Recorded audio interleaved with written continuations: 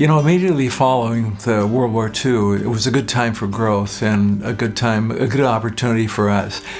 We saw a lot of growth both through manufacturing of our own products and the companies we bought from other places around the United States. I tend to think that some of the more significant companies we bought from the Northwest that many of you will know, as you recall, Les Davis Company, the Eddie Pope Company, the Glenn L. Evans Company, Maxwell Manufacturing, Abe and Al, of course the Dipsy Diver, which came out of the Puget Sound, and many others, strictly from the Northwest that we bought. And that was where we really got our start in going national with so many of those wonderful products.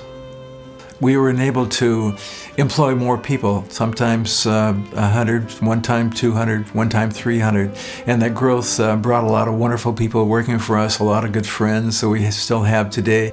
We love them still, and they're all part of Luhr Jensen and Sons as we know it.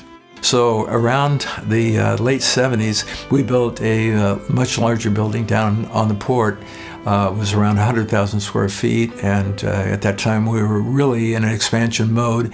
At that time we were enabled to, I think, to hire more than 350 people working in the community. So the growth in the 80s and the 90s was significant, and for myself personally, and my brother David and brother Luhr, who is down in Canada, we did most of the traveling and most of the selling. Bill, how are Luhr Jensen lures distributed? Luhr's lures are sold on a national basis exclusively to large wholesale distributors in large metropolitan and trading areas that then are taken from the distributors through traveling salesmen and distributed to retail outlets, sporting goods stores, hardware stores in a given area.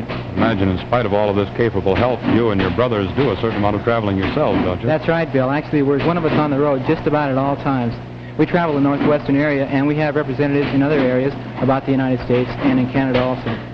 And I think that was good. I think that our customer base liked to talk to the people that owned, and we were a relatively small company, a successful company, yes, but relatively small, and small in our mindset and small in our attitude. We were just regular fishermen, just like the rest of them, and we established good relationship with these jobbers, and I think that that was part of the passion that helped our growth a lot. Yeah, I think it's an amazing thing to see the transition that's come from the small spinners and the lake trolls that my father would made in the 30s up through the 40s and the 50s and the 60s into the get into plastics, young man. We did get into plastic big time. You also work quite a bit in plastic now, don't you, Dave? Yes, we're making rudders in plastic and bobbers, and we're come out with a very successful soft vinyl gooey bob.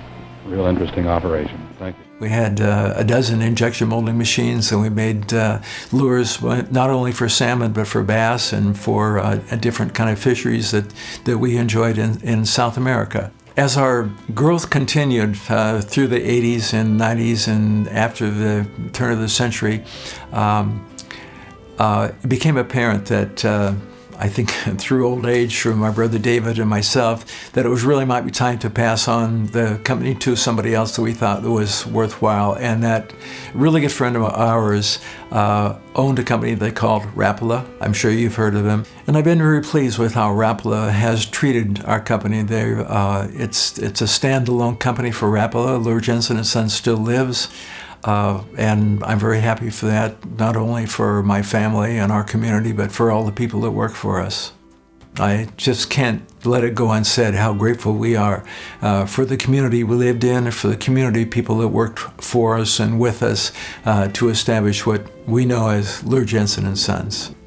And one of the things, if it's not everything, is to be proud of, is the legacy that our family and our father and our mother have left for us, and all the people that work for us throughout this community have made an impression in not only the United States but around the world.